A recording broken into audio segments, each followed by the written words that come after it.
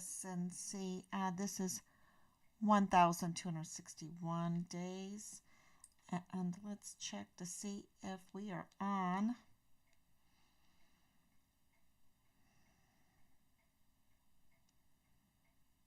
It looks like it. Looks like it. Thank you, everyone. In some trouble here. Let's see. Let's try it again.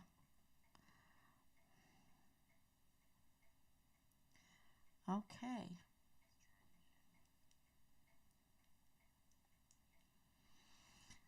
All right, so lots to talk about today because we have been going over the open records requests that we received back. I would say almost 900 pages to go through, and not quite 900 pages, but so we have already discovered many different things. It's kind of like this whole Jeffrey Epstein drip, drip, drip, where you discover all these things that you kind of knew, but there are some little surprises in there, and this is no different. And this is just, the first of many of the open records requests that are coming in. So this is good news for this investigation and also the August 3rd, 2019 Walmart mass shooting incident, because Richard's case is interwoven with what happened on that day, that mass shooting that is connected to 3905 Bliss Avenue, 3705 Bliss Avenue. Those that are involved in and those addresses, they need to be investigated. It is all connected, and it's connected with Richard's, we believe his murder is all connected with this address, and of course Fort Bliss. So, and that is connected with those that we believe organized, staged, a training, whatever, but they absolutely, I think a lot of thought went into organizing August 3rd, 2019 as a criminal syndicate act of terrorism on our country.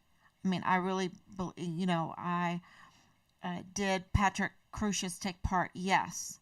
I'm not saying he didn't take part, but it's just that he took part. And there is much, much more to this whole case. And the schemes, even in the office of the governor, open records, the portion that we did receive, a little over 60 pages, the word scheme was used to describe the August 3rd, 2019 incident. They absolutely know, and they know because of the witnesses, the eyewitness, the many eyewitnesses that happened that day. And I believe part of the scheming was to manage the narrative, and to manage the narrative just like they managed Richard's case. They managed the narrative, and dirty, filthy agent CID Marlon Soto and just turncoat, he's so bad, turncoat Sean Bernabe allowed them to manage the, even General Stewart, wanted to issue some kind of PAO announcement. Sean Bernabe, who promised to get out information, failed to do that. It's only some flyers up only by us, asking and asking and asking and begging, really begging to get some help. But they managed the whole narrative and kept a lid on Richard's case, and absolutely in the media, they've managed Richard's case to the extreme. It's really shocking what they did. So with Glendon Oakley, he is another one, Glendon Oakley Jr. He's another soldier. He was a witness on August 3rd, 2019. He was not just a witness, he was a hero because people were afraid in the mall, okay?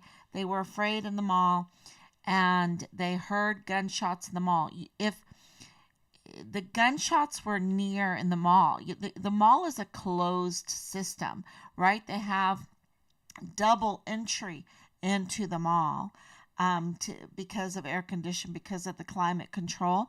And if you're at Walmart and guns are going off in the Walmart, you're not going to hear them in the mall, okay? So not enough to be so afraid. They were so afraid that the children, the parents didn't know how to run. If they would run to get their children, it would be like running in the path of bullets, right? You're that I would say aware of what is going on when you have gunshots going off. And Glendon Oakley said he heard multiple gunshots, and he also saw the mall cops, many mall cops with M4s, which are military weapons. You just don't get that kind of weapon. Well, mall cops don't have those kind of weapons, and that's why he mentioned that. But he put himself in the line of fire to save the children, okay? That's what he did. And not all of them. He said he couldn't do all of them, but him and his buddy that was with him grabbed 3 children.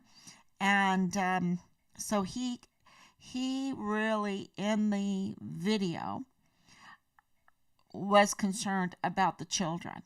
And I think that's very, very important to watch that video and see his adrenaline going.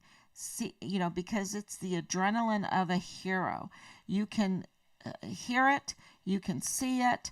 It is really a video you never forget. And then less than 24 hours later, there's another video of him where he is so altered. He is not speaking freely. He is afraid, not afraid, but aware that there is a smear campaign out to get him, a smear campaign that is focused on him, and he doesn't want to be focused on. And this is less than 24 hours later, where he is afraid. He's cracking up, y'all. I mean, he's crying in this video because of the retaliation that has already started against him, okay? And the Army saw that audio. They saw the difference. Our military has all kinds of professionals to deal with the psychology of our soldiers. That is part of warfare. The psychology of soldiers is part of warfare. Our military has all kinds of money to deal with the psychology of our soldiers, and their duty, their task is to keep the psychology, the mental state of our soldiers healthy. So when you have a high profile case like this, and you see, obviously, I'm not trained in the psychology of our soldiers, and yet, just from a human nature, from a body language analysis, you can see that he is being messed with psychologically, that retaliation is being used against him, and he is suffering psychologically. It doesn't take a PhD to watch those two videos that are less than 24 hours apart and see that there were some keyboard social media, he's saying it's social media, keyboard demons that are attacking him, right? And I'm wondering if he got phone calls in that, because from what I'm reading, from what the witnesses are saying, is that he even got death threats. He got death threats. So how in the world do we have a team of demons that are willing to go after a soldier within hours of a mass shooting where he is saving children? Okay? And, it's called an op-ord. It's called an op-ord. That these keyboard demons must have been part of an op-ord where they organized this mass shooting, and part of the mass shooting was to control the narrative. And so, I'm sure there were several, because there were so many witnesses, and, who was assigned to badger, threaten, harass a hero, a soldier, young soldier, okay, you're talking about early 20s, 22 years old, to harass him and to psychologically weaken him, go after him, and absolutely make him afraid, make him really be anxious and afraid, because he didn't even want to speak freely anymore about what he saw the day before. He was being guarded. He was guarding himself already. So that means he is under threat. That's what that means. So if you haven't watched those two videos, you really should watch them. They're very, very important to see him. Matter of fact, maybe I should just play part of it. If I have time, I'll play part of that video. Otherwise, I'm just going to put it up on the Facebook. But it's very, very important to watch both of those videos to understand what I'm trying to say to you, because it's so obvious. Videos are, if a picture is worth 1,000 words, then a video is 10,000 words, right? So I want to go over a little bit, just a portion of what we have gleaned from the open records that we have received, okay? And tonight I'm going to talk not about the CID ones, but about the Office of the Governor. And the Office of the Governor is about Yvonne Rosales. And I think it's just amazing what is in there. Absolutely amazing. And so this is just a little bit of this, just a portion of what we have learned so far. And I think that's really important to state. Millions of dollars, y'all. Millions of dollars has been siphoned unnecessarily from the American people for this case. Okay? Millions. And that is admitted. That is in the paperwork. Okay? We'll add it all up and give that to you. In one pop, 3 million. In one pop, 3 million. Okay? So it is millions of dollars, like I said. And Richard's case we believe is more. And this is part of the reason why we wanted this open records, is because the monies seem to not be used appropriately, and Richard's case is intertwined in this August 3rd, 2019 mass shooting. One thing is very clear. Joe Spencer is up to no good. So we have evidence in there that he is kind of like these keyboard demons at a high level. You know, here he is as a defense attorney, and he is threatening Yvonne Rosales. Okay? Threatening.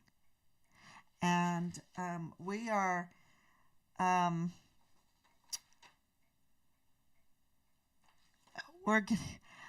the list is incredible. And so I'm just going to stick with that today. And then when I confirm other information from let's just say Joe Spencer is up to no good. He is up to no good. And it seems that, somebody is pulling levers in the DA's office, right? And it's not, it's kind of like with the military. Who is really running the military? Who's pulling the levers? Because who is the 4-star generals answering to? Who are they taking orders from? What purpose are they creating these op boards for? Okay? Because it is clearly not the commander-in-chief. No, clearly not that. So with my own eyes, I saw Mealy betray our country.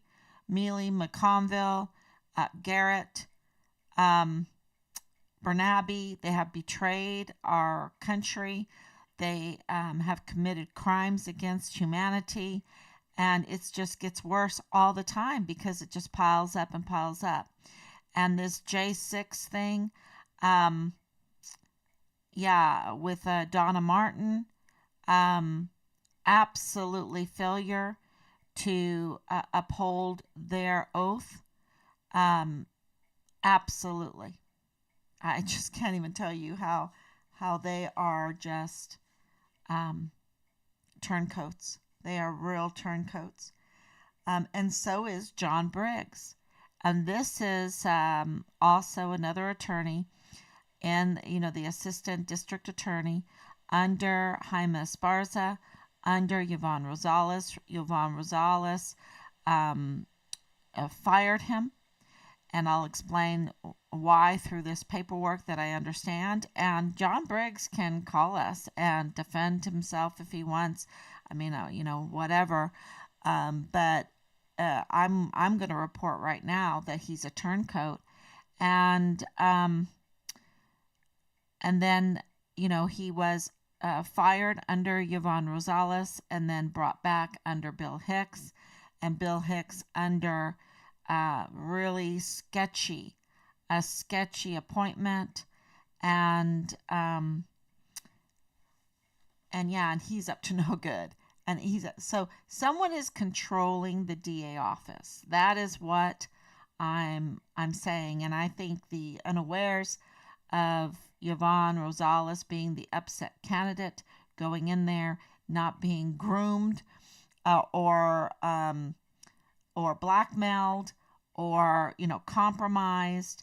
And I'm not saying not perfect or anything. I don't know anything about her. I know now a little bit about her, but my point is she was an upset candidate. They didn't expect her to get in, and so they hadn't, I don't know, it just seems like the people that are, in charge of murder cases like John Briggs are up to no good. and that Joe Spencer, the defense attorney with Felix Valenzuela for Patrick Crusius, are up to no good. And, this whole gag order, well, I looked it up. What are the steps to a gag order? And that did not happen according to this paperwork. Okay? So the threats by Joe Spencer are not me. That's according to the paperwork. The turncoat of John Briggs, that's not me. That's in the paperwork as well, because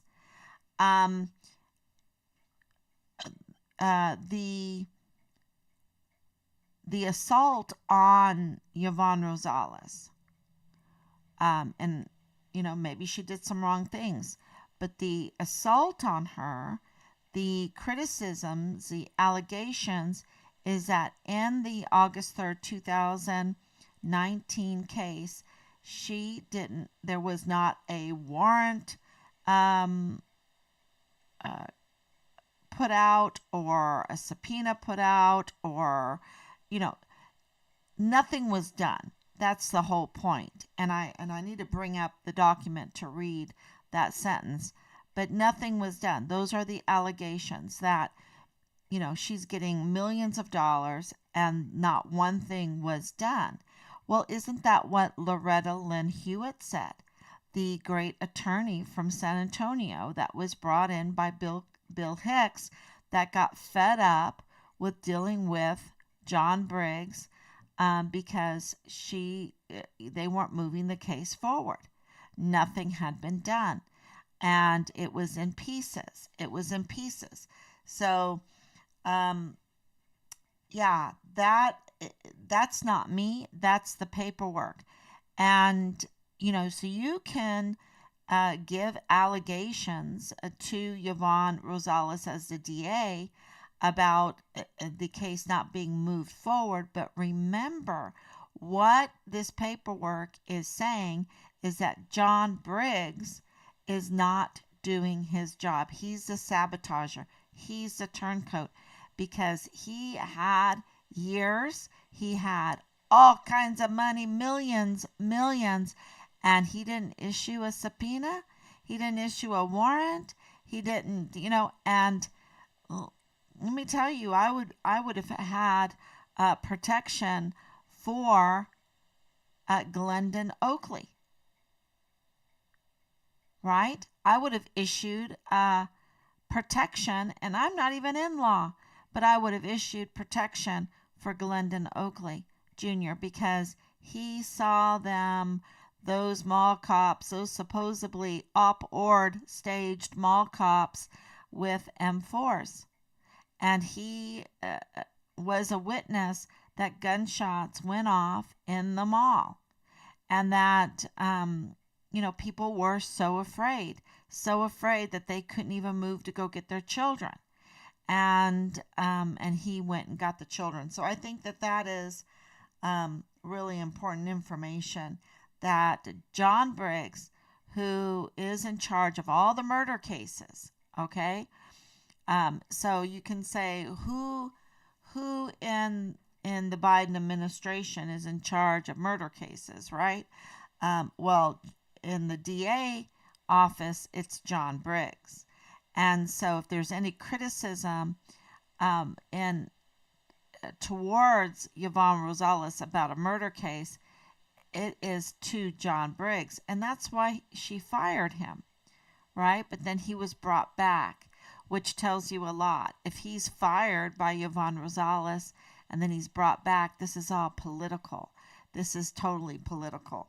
And so John Briggs was absolutely sabotaging by doing nothing and keeping the case in pieces, as Loretta Lynn Hewitt, the great San Antonio death penalty prosecutor,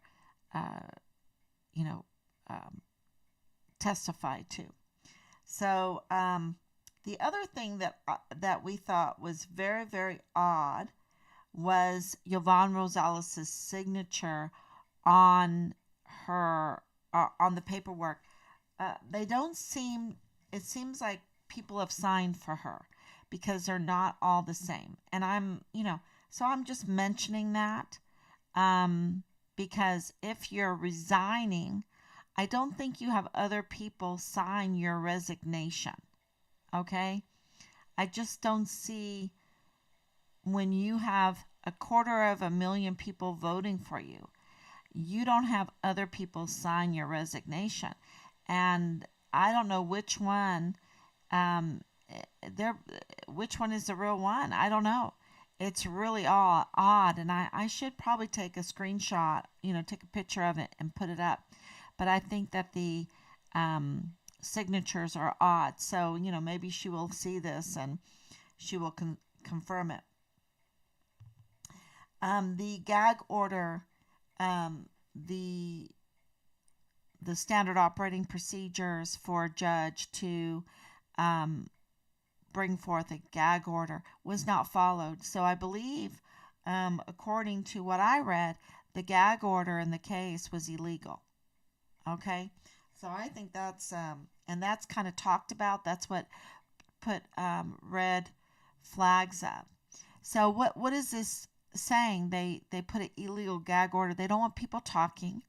Then they brought in the COVID, so you don't talk because you have the mask on, or it muffles, or you don't talk as much, and you can't see the body language, the face movements. You can't, you're afraid. You don't show up to work because you're afraid some kind of germ is going around. So there was just a lot of nonsense in there to mess up this case. And right now, Patrick Crusius's case, and there is a confirmation that Patrick Crusius is autistic. Also that something is going on with the medical examiner, okay? I've been mentioning that to you. We have confirmation today about the medical examiner, Mario Rascon Ortiz. And, there is connection to Bliss Avenue, but there's more. There's more to this. And I think it will shock everyone because, were these remains or taken to Bliss Avenue? What is it like an annex for mortuary affairs? What is going on there at Bliss Avenue? So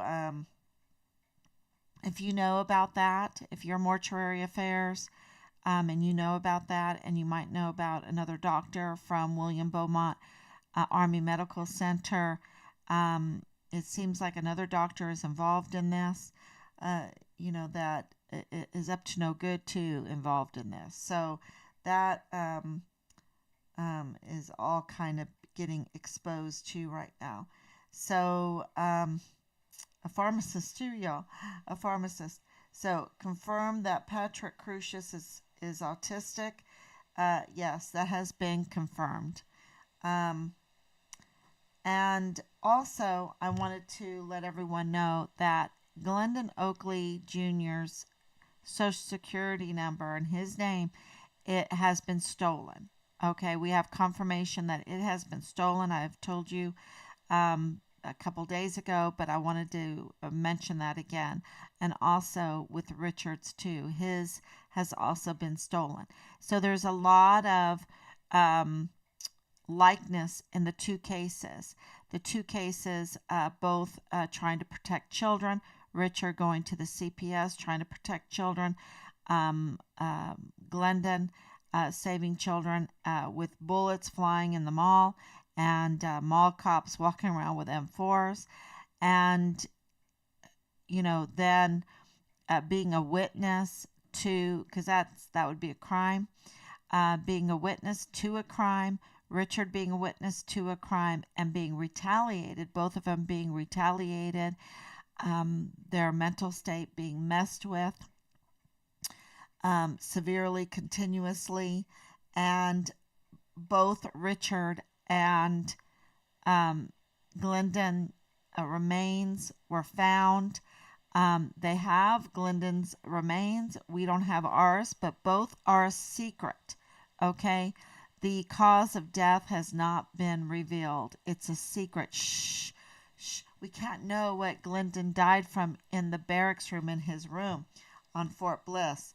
So there are a lot of similarities, and I think that Glendon also he lost rank through all of this, meaning that the smear campaign came from his command, and whatever else happened, it was because of a failure to protect their soldier.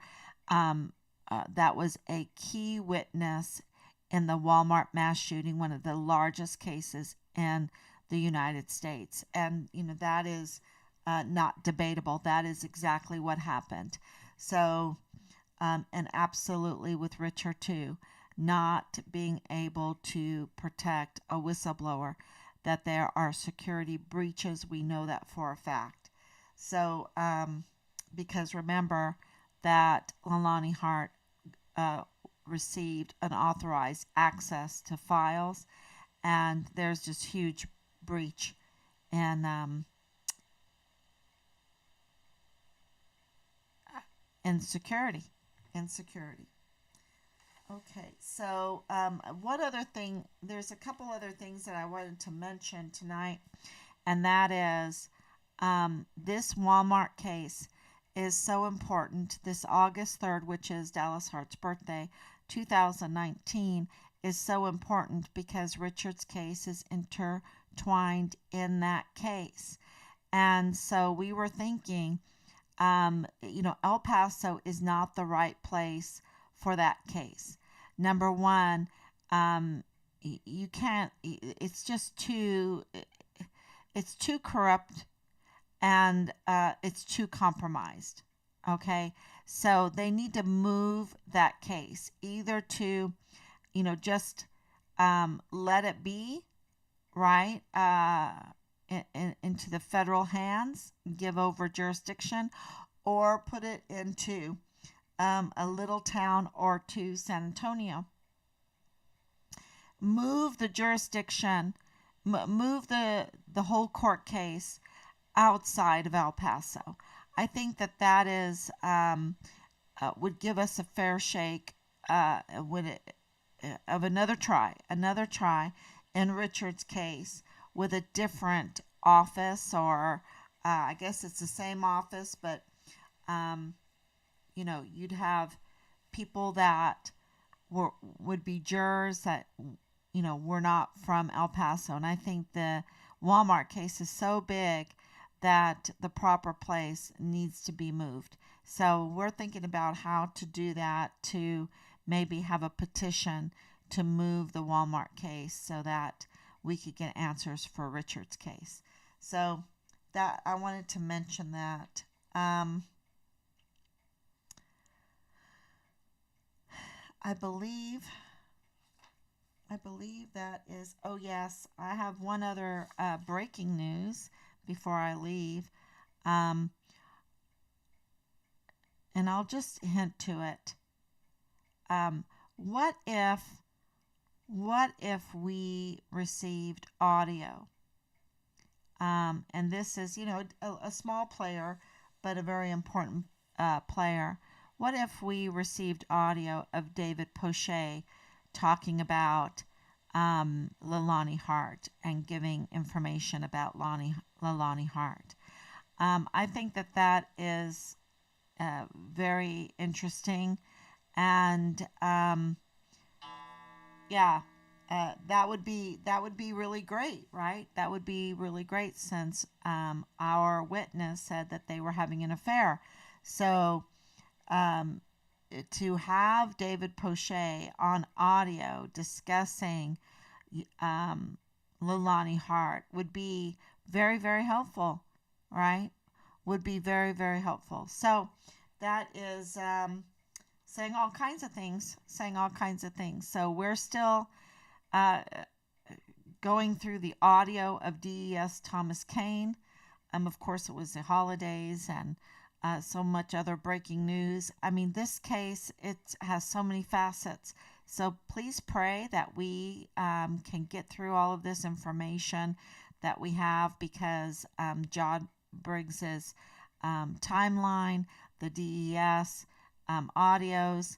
Now, what if we have David Poche on audio talking about Leilani Hart? That would be good information too. And then there's other names that are popping up, and because of all of this, 800 plus pages to get through, that show all kinds of irregularities, and is also proof that they have stopped the cases from moving forward. Okay, that's really important because they're sabotaging certain cases. And why? That shows that there is a turncoat, somebody working for somebody else, not for justice, not for us, because the DA office, they work for us.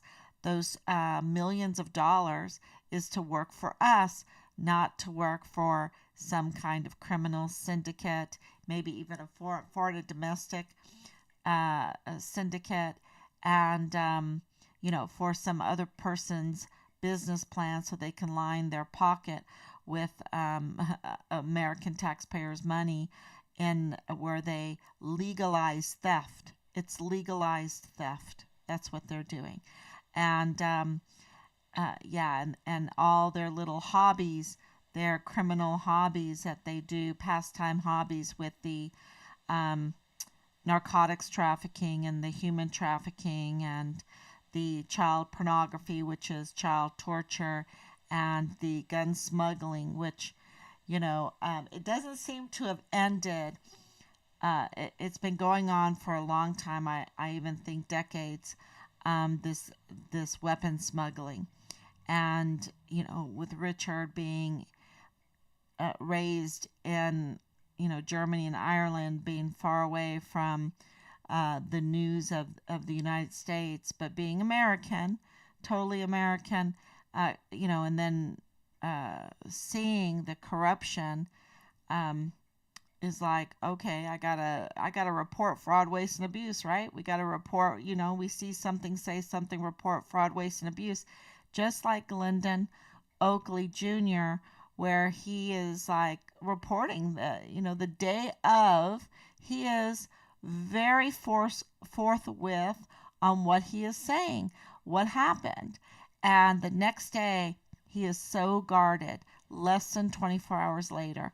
So, so that tells you that there was an op-ord of injustice, an op-ord to that this was a political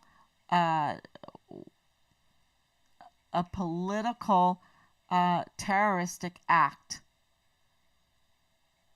That's what this was, the August 3rd, and that they had to control the narrative. And they went after Glendon Oakley. And with Richard, him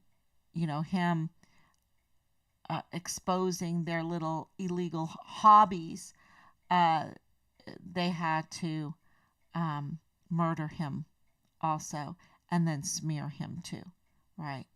But they murdered him, absolutely. So that is... the whole picture is coming together, and, let's get justice for our country, for our countrymen, and the people that died in the mass shooting. They need that whole, everything about them and their death needs to be investigated again, because, and the same thing with Glendon Oakley. Anything that Marlon Soto, the dirty agent, CID dirty agent Marlon Soto touched, needs to be reinvestigated. And I think that is a must for justice for all those families. Okay, thank you so much.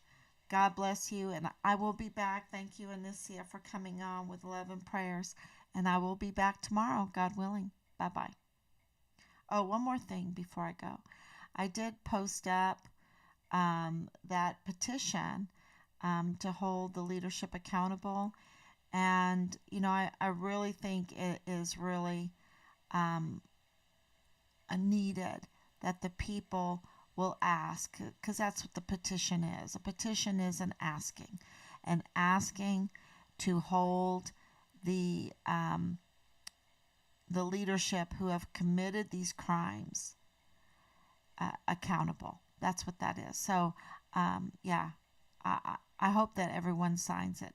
Thank you. God bless you. Bye-bye.